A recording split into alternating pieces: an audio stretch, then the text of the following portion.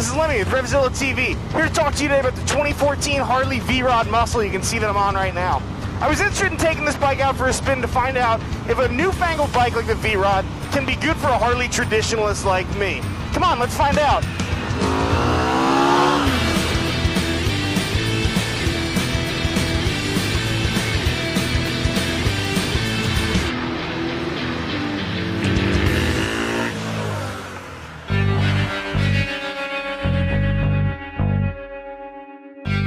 I like my Harleys old-timey. I like them air-cooled, I like them single-cam, simple with no horsepower.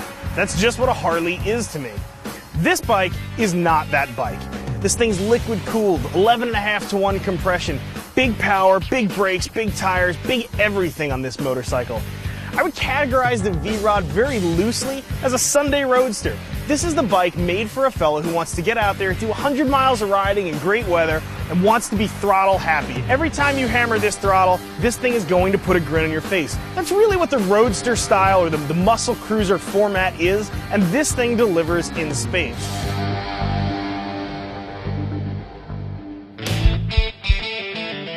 The V-Rod slots in with some other similar competition. Suzuki has the M109R, Yamaha has a V-Max, the Ducati Diavel is arguably the closest competitor to the V-Rod, and this thing also loosely competes against the Triumph Rocket 3.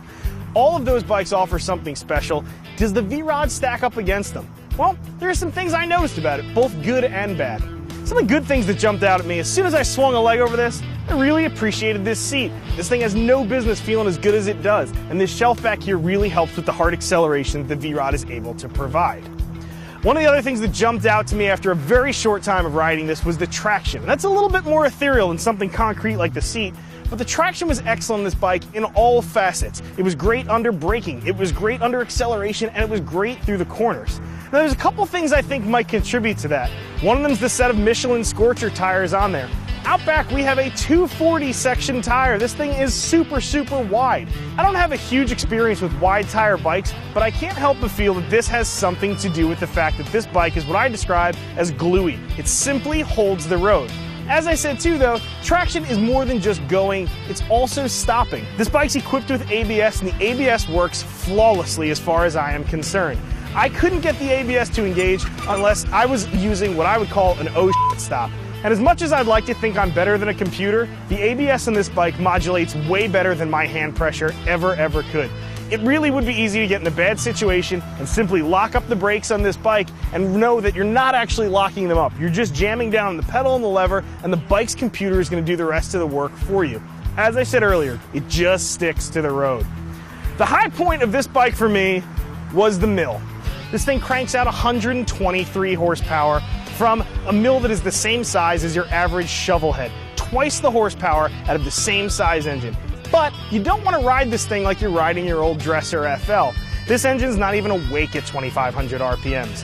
However, from 4,000 clear up to its 9,000 RPM red line, this thing pulls like a freight train. There's power everywhere. I treated this throttle like a light switch. It was either on or it was off and I was jamming on the brakes. This thing is so much fun to just twist the throttle on and just see what this thing's gonna do. This is the first Harley I've ever unintentionally wheelied. I had a ball with this strictly because of the engine. And on a roadster style bike like this, that needs to be the case. That's why people buy this motorcycle.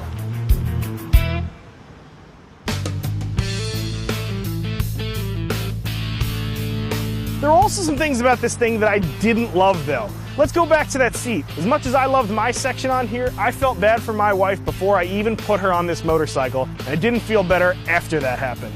The other thing I hate about the passenger setup are these terrible foot pegs. These are stock Sportster items. They're garbage. They don't belong on a $16,000 motorcycle. Harley repeats that mistake by giving me a set up front. I hate these foot pegs for a variety of reasons. Firstly, they're so short. My boots were scraping the ground long before the pegs ever would. The pegs are also in the wrong spot. They're way too far forward. These things need to be slid back in order to make this bike usable and allow you to use your hips to control the motorcycle. Some of the other stuff I didn't dig about it is a little less important, but it still bears mentioning. Instrumentation on here was really weak. This is a very small dash panel. It does offer a lot of information, but it's not in a particularly usable format. The final nit I had to pick with this bike was the headlight. This thing slowed me down way better than any of the brakes on this thing. I found myself right around 5, 6 o'clock hammering the throttle to get where I was going to, because I knew as soon as I lost daylight, I was going to be slowed down to 50 or 60 mile an hour tops on this particular motorcycle, specifically because of this headlight. It's already a bad headlight, but it's particularly egregious on this bike because of how fast it is. This bike is capable of going much more quickly than the headlight is. It's a dangerous situation. I'm not really digging it too much. That having been said, as many nits as I found to pick with this bike, I had a ball in this thing. Let's go for a ride though, and I'll show you where this thing really shines and the spots where it falls on its face.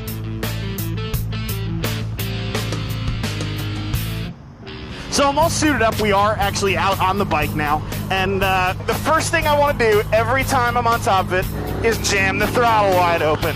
And you can see that was just me romping on it 1 gear, and I'm well over the speed limit. This thing just has an insane amount of pickup. It's just really fun to ride this puppy. It's a completely tame and benign machine, but once you decide you want to drop a gear, give her a little bit of gas, this thing is more than happy to get up and get rolling. And again, traction isn't bad. If you look here how I'm leaning, this thing is really biting in pretty decently.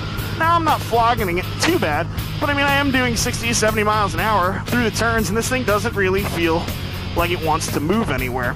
And it's actually kind of important, considering that foot position I talked about earlier. My feet, as you can see, are like way too far in front of me. I mean, you guys might be able to see my toes bouncing here out of my helmet cam. I could tuck my feet all the way in, but this is super unnatural.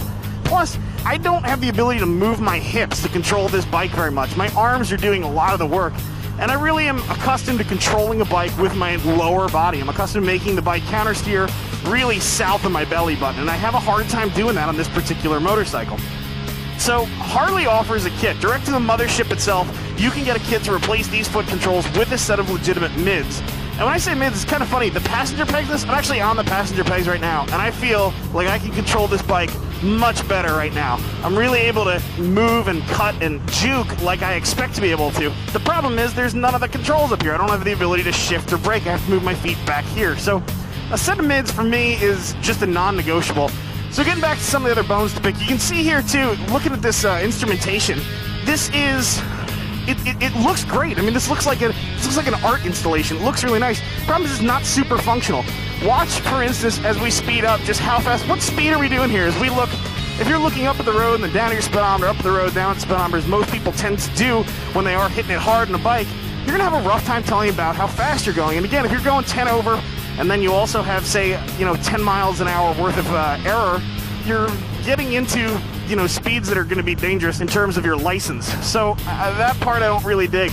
But realistically, it works well for what it is, but if they just made this a little bit bigger, it wouldn't be such a mess.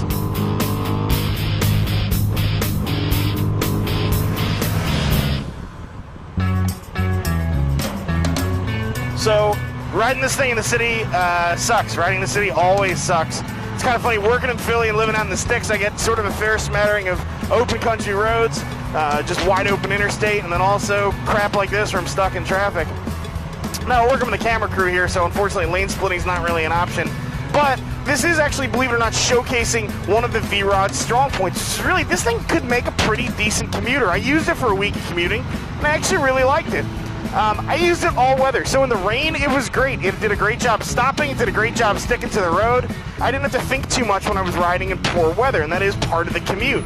The other thing that's cool about this thing in terms of traffic and what this is showcasing is, again, this thing's ability to stay cool. It's liquid cooled. If this was one of my normal Harleys, I'd have to be pulled over on the side of the road, or I'd have to be running between lanes of traffic. I have the option of waiting in traffic if I want, which is kind of nice.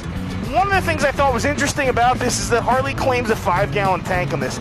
It might be 5 gallons, but the only thing I've been able to get in here is right around 3.7, 3.8. I can't get this thing to take 5 gallons, and I've run this thing right down to sailboat fuel.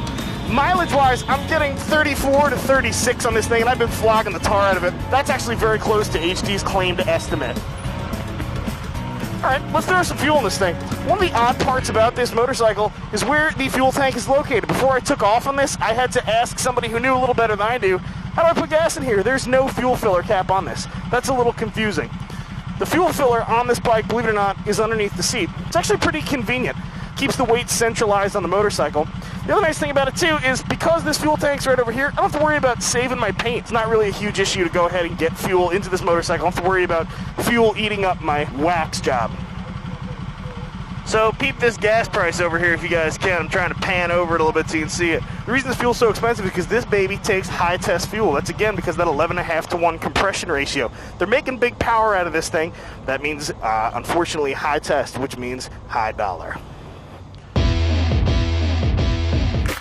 So if I were going to make one of these bikes my own, some things would have to change. The foot pegs and the controls would have to go. I can't ride this bike aggressively with forwards this far up.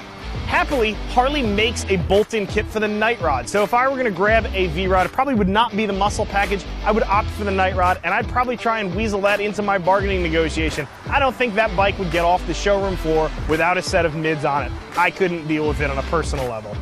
I was able to test a couple sets of slip-ons on here. We used some Bassanis. We also used a set of Vance & Hines on there. For my taste, the Vance & Hines were the clear winner. Didn't sound like a classic Harley, but it was definitely an unmistakably aggressive sound. Again, the headlight, something has to happen there. I would probably upgrade the bulb in this thing to possibly a higher wattage, but definitely a premium bulb. And then I would probably add some auxiliary lighting as well. The lighting on this bike, I would say, is definitely leaving a lot to be desired. Ultimately, I wanted to try the V-Rod out because I wanted to find out if a thoroughly modern steed like the V-Rod could keep a Harley traditionalist happy. The answer to that question is yes, but in a different way than I thought. This thing is an absolute ball to ride. It is fast, it stops great, and it handles fantastically. It is the exact and polar opposite of all of my old Harleys, but it is just as much fun for me to go out and ride. In fact, it's so much fun, I'm heading out for another ride now. I'm Lemmy, and I'm out of here.